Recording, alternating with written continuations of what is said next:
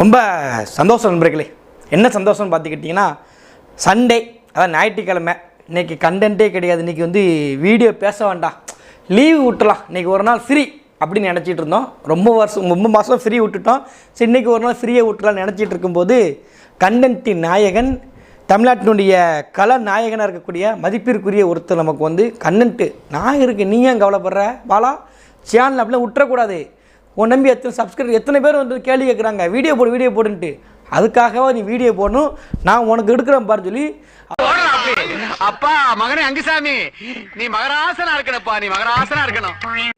அப்பா முதல்வர் நம்ம கண்டென்ட் கொடுத்துட்டாப்புல.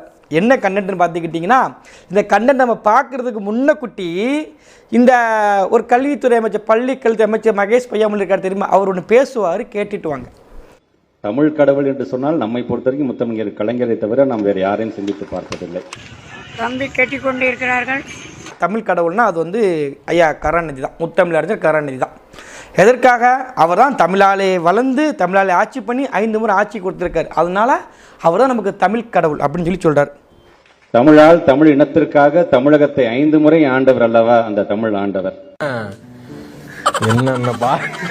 என்னென்ன சொல்றோம் பாருங்க, கம்பி கட்டுற கதையெல்லாம் எடுத்து போடுறாங்க. சரி, இந்த தமிழ் கடவுளுடைய மகன் இருக்கார் தெரியுமா, ஐயா மு.க. ஸ்டாலின் அவர்கள், முத்துவேல் கருணாநிதி ஸ்டாலின், கரெக்டு தானே? தாய் 8 அடி பாய்ஞ்சா குட்டி 16 அடி பயணம், அப்படி தானே சொல்லுவாங்க. ஆனால் நம்ம ஊர் இன்னொரு பழமொழி ஒன்று உண்டு, வாத்தியார் பிள்ளை மக்கு தான்.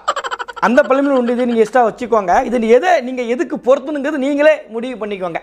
முயற்சி திருவினையாக்கும், முயற்சின்மை இளமை புகுத்தி விடும்னு சொன்னார் வள்ளுவர்.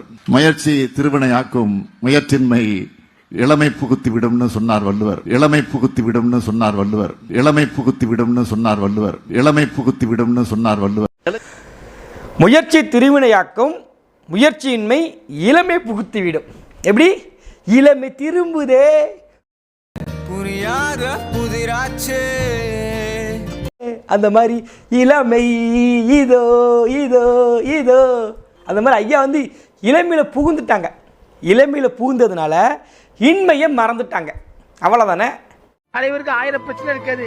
எனக்கு வயசு ஏறிட்டு போகுது, குடும்ப சூழ்நிலை பாரம் அதிகமாயிட்டு இருக்கு. அவர் மேல் தப்பு கிடையாதுங்க, இது அவர் மேல் தப்பு கிடையாதுங்க, தப்பே கிடையாது. முதல்ல ஐயாவுக்கு தெரியாத ஒரு செஞ்சுட்டாங்க. முதல் விஷயம், ஐயா புளோரா பண்ணும்போது 2 தப்பு நடந்திருக்கு. முதல் தவறு, ஐயாவுக்கு இந்த திருக்குறளை கொடுத்துருக்க கூடாது, முதல் தவறு. 2வது தவறு, அந்த பேப்பரில் அப்படி எழுதியிருக்கலாம், ஒருவேளை எழுதியிருக்கலாம்.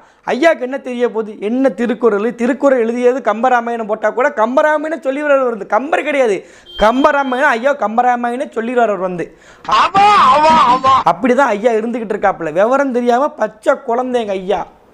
அப்படி இருக்கக்கூடிய மனுஷன்ட்ட போயிட்டு திருக்குறளை கையில கொடுத்து இதை நீங்க படிங்க அப்படின்னு சொன்னா அவர் ஐயா எப்படி படிப்பாரு? அது ஒண்ணு இல்ல, கீழே போட்டு.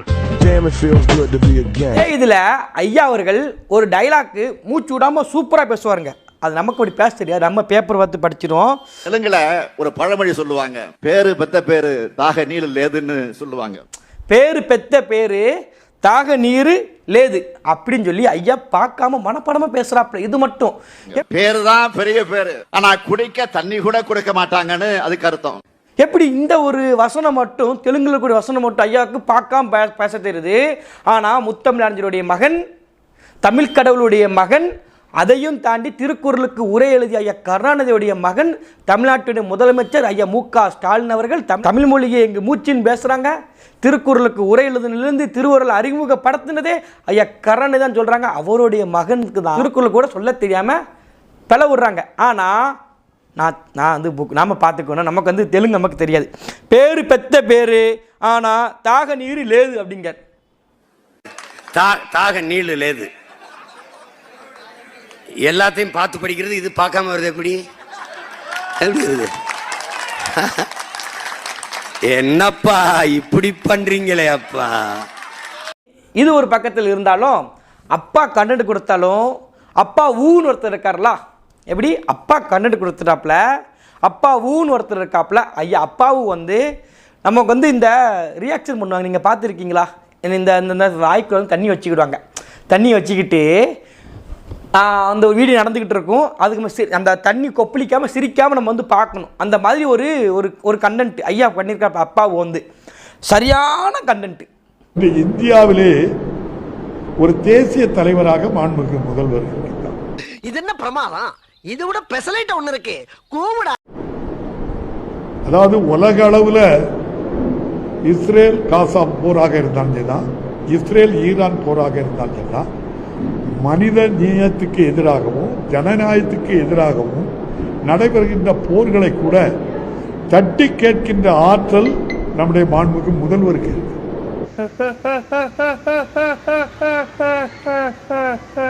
எந்த கடையிலிருந்து எங்கேருந்து பேட்டி கொடுக்க வந்தாலும் புரியல, ஸ்ட்ரெயிட்டாக உலக லெவலுக்கு போயிட்டாப்புல.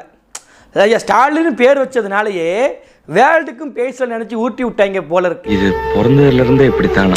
மூளை வளர்ச்சி குறைவா? இஸ்ரேலுக்கும் காசாவுக்கும் போர் நடந்தாலும், இஸ்ரேலுக்கும் ஈரானுக்கு போர் நடந்தாலும் ஒரு தேசிய தலைவராக ஐயா ஸ்டாலின் நிற்கிறாங்க. எப்படி? முயற்சி திருவினையாக்கும், முயற்சின்மை இளமை புகுத்தி விடும்னு சொன்னார் வள்ளுவர். ஐயோ, அங்க பார்த்துட்டு அப்படியே நம்மளை பாக்குறாங்களே கிரியாளா. எதை சாப்பிட்டு பேசினாங்க, எதை குடிச்சிட்டு பேசினாங்க, தண்ணிலே மருந்து பேசிட்டாங்களா, எப்படி பேசினாங்கன்னு தெரியல. அவங்களுடைய திட்டங்கள் மக்கள்கிட்ட போய் சேராத வீடே கிடையாது. ஸ்டாலினோட திட்டம் சேராத வீடுகளே இல்லை. ஆமாம், அது நம்மளே ஒத்துக்குறோங்க. எல்லா வீட்லேயும் சாராயம் இருக்குது. ஐயா ஸ்டாலினோட திட்டம் தானே இந்த ஒயின் ஷாப்பு. எல்லா குடும்பங்களையும் எல்லா தமிழ் வீட்டுகளையுமே சாராயம் எல்லா வீட்லேயுமே இருக்குது. எல்லா வீட்லேயுமே ஐயாவோட திட்டம் போய் சேர்ந்துருக்கு. மாற்று கருத்தே நாங்களே அதை ஒத்துக்கிறோம். இந்தியாவில் தமிழக முதல்வருக்கு எதிராட்டு எந்த தலைவர் என்ன செய்ய முடியல, ஃபிக்ஸ் பண்ண முடியல. ஐயா ஸ்டாலினுக்கு ஏத்தாப்புல எந்த ஒரு தலைவரையுமே நம்ம நிப்பாட்டவே முடியாது. அதையும் நாங்கள் ஒத்துக்கிறோங்க, அதையும் ஒத்துக்கிறோம். யோகி பாபுக்கு எதிராக எந்த ஒரு யோகி பாபு நிப்பாட்டவே முடியாது. அந்த குரங்கு பொம்மை என்ன விலை? கண்ணாடி சார், அது நம்ம மூஞ்சியாப்பு இருக்கு. அதே மாதிரி தான் ஐயா முக ஸ்டாலினுக்கு எதிராக எந்த தலைவர் நிப்பாட்ட முடியாது, உண்மையில நிப்பாட்ட முடியாது. அவருக்கு எதிராக நிப்பாட்டக்கூடிய ஒரே ஒரு ஆள் யார் தெரியுமா? எங்க உதயநிதி ஸ்டாலின் மட்டும்தான். அவர் தான் அவருக்கு டஃப் கொடுப்பாரு. 1200க்கு 1120 மார்க் எவ்வளவுமா? 1200க்கு 1720 வாங்கி இந்நேரம் அனிதா உயிரோடு இங்க பக்கத்து. எவ்வளவு பேருக்கு இன்னைக்கு வழங்க போறோம் தெரியுமா? இந்த மாவட்டத்தை பொறுத்த வரைக்கும் 63,124 பேருக்கு.